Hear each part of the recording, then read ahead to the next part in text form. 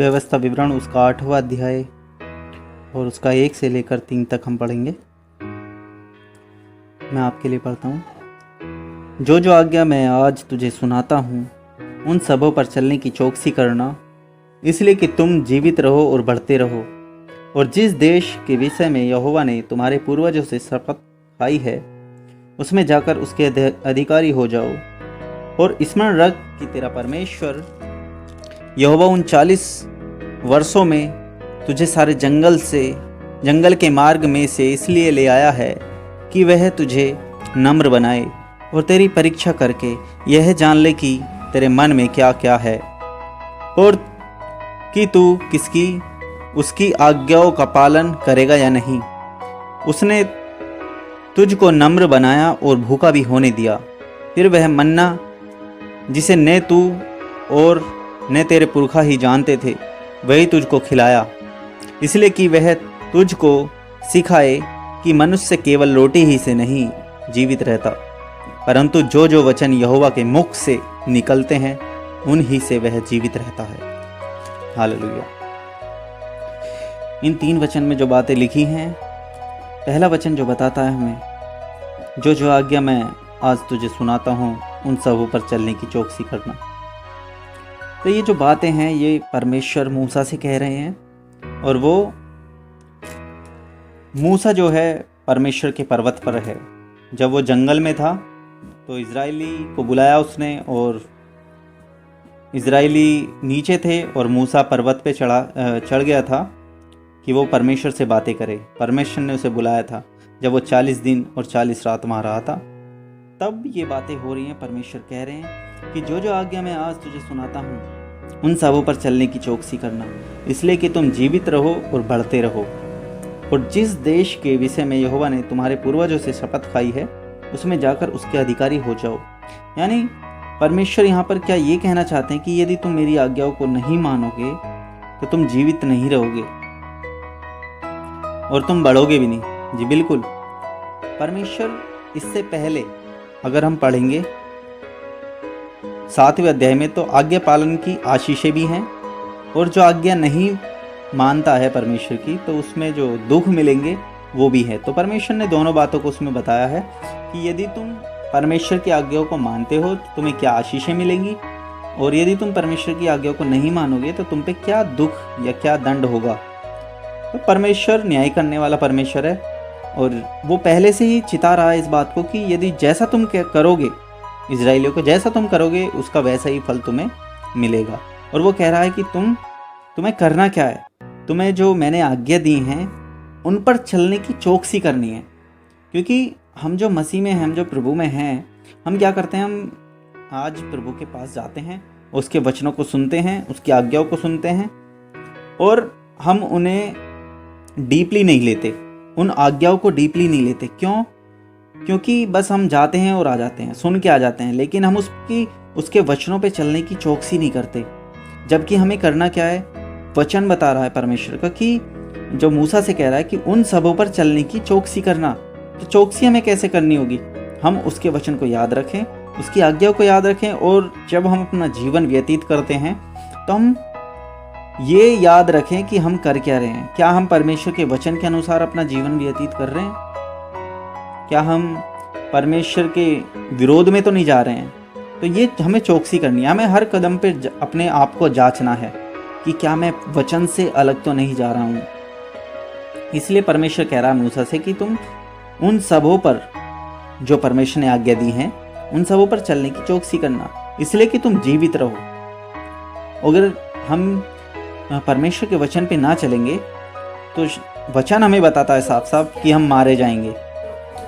किसी की बेईमानी करना, या फिर किसी को गलत सलाह देना, या अपने काम पर बेईमानी करना, जैसे आजकल चल रहा है ना। तो ये सारे सब पाप हैं, और उसकी 10 आज्ञाएं हैं। 10 आज्ञाएं जो परमेश्वर ने हमें दी हैं, उनसे बढ़ के प्रभु यीशु मसीह ने उन्हें बढ़ा दिया है। वो ये है जो मैंने आपको बताई। तो उनमें हमें चौकसी करना है। क्या हम वैसा तो कुछ नहीं कर रहे हैं जो परमेश्वर ने हमें मना किया है करने के लिए? हम वैसा तो नहीं कर रहे हैं। उस पर हमें चौकसी करना है कि ये वचन के द्वारा ये गलत है, हम इसको नहीं करेंगे क्योंकि परमेश्वर ने हमसे मना किया है। उस पर हमें चौकसी करना है। यदि हम ऐसा करते हैं फिर भी हम यदि पाप करते तो हम जीवित नहीं रहेंगे। ये वचन बताता है इसलिए कि तुम जीवित रहो तो उसकी आज्ञाओं को मानो, उसकी आज्ञा मानकर हम जीवित रह सकते हैं। और नए नियम में हमें बताया गया है वचन से कि परमेश्वर ने, यीशु मसीह ने कहा कि तुम उससे डरो जो तुम्हारे शरीर और आत्मा को दोनों को नाश कर सकता है। तुम उससे मत डरो जो खाली तुम्हारे शरीर को नाश कर सकता है। मनुष्य क्या करता है? मनुष्य हमारे शरीर को मारता है। मनुष्य से मत डरो। परमेश्वर कह रहा है कि मनुष्य से मत डरो, उससे डरो जो तुम्हारे शरीर और आत्मा दोनों को मार सकता है, दंड दे सकता है। तो यानी कि परमेश्वर हमारे शरीर और आत्मा दोनों को ही मार भी सकता है। वो कब? जब हम वचन से अलग जाएंगे।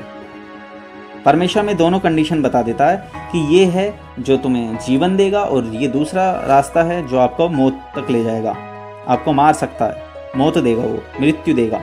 तो हमें खुद अपने आप की चौकसी करनी है कि हम कौन से रास्ते पे चल रहे हैं, जीवन वाले पे या फिर मृत्यु के रास्ते पे। वो हमें खुद जांच कर चलना है। जैसे रास्ते पे आप चलेंगे वैसा ही आप पाएंगे।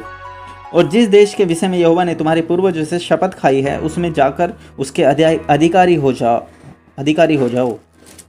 यानी कि परमेश्वर ने जो देश मूसा के पूर्वजों से या इजराइलियों से खाई थी और उसे अब वो पूरा करने जा रहा है, तो उसके लिए कह रहा है कि तुम उसके अधिकारी तब होगे जब तुम परमेश्वर की आज्ञाओं को मानोगे, जब तुम उसकी आज्ञाओं पे चलोगे।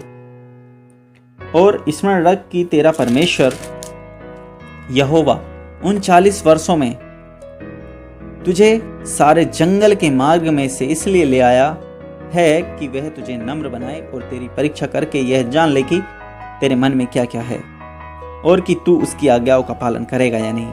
यानी कि 40 साल तक परमेश्वर ने मूसा को सिखाया और उसे ट्रेंड किया। क्या करने के लिए? उसे नम्र बनाने के लिए। क्योंकि एक नम्र व्यक्ति वो इसलिए बनाया गया क्योंकि उसको जो काम था वो इजराइलियों को छुटकारा देना था। इजराइलियों को छुड़ाने के लिए उसे बहुत सारी बातों को सहना था जो इजराइली उसे कहते थे। तो उसको सहने के लिए उसे नम्र बनने की जरूरत थी। और परमेश्वर नम्र लोगों को पसंद करता है, वो इसलिए भी उसे नम्र बनाना चाह रहा था। तो और उसको बनाया भी, मूसा को परमेश्वर नम्र बनाया और उसकी परीक्षा भी ली। और जब वो उस परीक्षा में पास हुआ तब परमेश्वर ने उसको इजराइलियों को छुड़ाने के लिए भेजा था। उससे पहले परमेश्वर मूसा को जंगल में घुमाता रहा और सिखाता रहा और उसे नम्र बनाता रहा। और फिर उसकी परीक्षा भी की परमेश्वर ने, और कि तू उसकी आज्ञाओं का पालन करेगा या नहीं। और परमेश्वर की उसने आज्ञा का पालन किया और परमेश्वर के बताए हुए रास्ते पे मूसा चला। उसके बाद उसने तुझको नम्र बनाया और भूखा भी होने दिया। फिर वह मन्ना जिसे न तू और न तेरे पुरखा ही जानते थे वही तुझको खिलाया। यानी परमेश्वर ने मूसा को नम्र भी बनाया और भूखा भी होने दिया। क्यों? क्योंकि जब व्यक्ति भूखा होता है तब क्या करता है? वो परमेश्वर की बुराई करता है। लेकिन उसे ये सिखाया गया कि हमें भूखा भी रहना पड़ सकता है, हमें भूखा भी रहना पड़ सकता है। तो इसका मतलब ये नहीं है कि हम परमेश्वर को कुछ भी कह दें या कुछ गलत कह दें। वचन हमें बताता है उसने तुझको नम्र बनाया और भूखा भी होने दिया ताकि वो सीखे। क्या सीखे? कि हमें कभी कभी भूखा भी रहना पड़ सकता है। तो इसका मतलब ये नहीं कि परमेश्वर हमें भूखा मार देगा, नहीं। फिर वह मन्ना जिसे न तू और न तेरे पुरखा ही जानते थे वो परमेश्वर ने उसे खिलाया। पूरे इजराइलियों को वो खिलाया मन्ना। तो इससे हम ये सीख सकते हैं कि मनुष्य खाली रोटी से नहीं परंतु उस वचन से जो परमेश्वर के मुख से निकलता है हम जीवित रह सकते हैं। क्योंकि परमेश्वर का जो वचन है वो पूरा होके रहता है, वो कभी अधूरा नहीं रहता और वो कभी झूठ नहीं बोलता। आज जो लड़ाई है संसार में वो रोटी के ऊपर है, खाने के ऊपर है। हर एक व्यक्ति अपनी रोटी के लिए लड़ता है, दिन भर काम करता है, मजदूरी करता है। लेकिन परमेश्वर यहाँ पर उन्हें जंगल में खाना खिला रहे हैं। सिर्फ कि क्यों? क्योंकि परमेश्वर ने उन्हें चुना है और परमेश्वर ने उनसे एक वादा किया है कि मैं तुम्हें वो देश दूंगा, तुम्हारे पूर्वजों को जो मैंने शपथ खाई थी, जो उन्हें बताया था, मैं उसे पूरा करूंगा। उन्हें मरने नहीं दिया, उन्हें जीवित रखा। और जब उनके पास रोटी नहीं थी तो परमेश्वर ने स्वर्ग से मन्ना बरसाया, जिसे खाकर इजरायली जीवित रहे थे। और मैं आपको बताना चाहता हूं कि जब उन्हें प्यास लगी तो चट्टान में से पानी के सोते निकाल के परमेश्वर ने उन्हें पानी भी पिलाया था।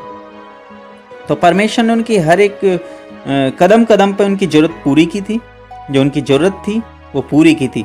तो परमेश्वर जो कहते हैं वो उसे करते हैं। और हम यही वचन, जो इसका तीसरा वचन है, इसको हम नए नियम में भी देखते हैं कि यीशु मसीह, जब यीशु मसीह की परीक्षा हो रही थी और शैतान ने यीशु मसीह से कहा कि जब यीशु मसीह भूखे थे तो शैतान ने कहा कि तू अगर कह दे तो ये पत्थर तेरे लिए रोटी बन जाएंगी और तू इन्हें खाकर जीवित रह सकता है।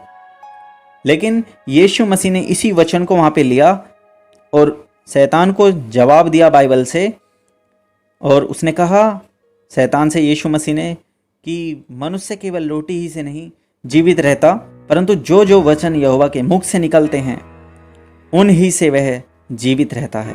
इस वचन को उसने वहाँ पे लिया और वो शैतान से जीत गया परीक्षा में।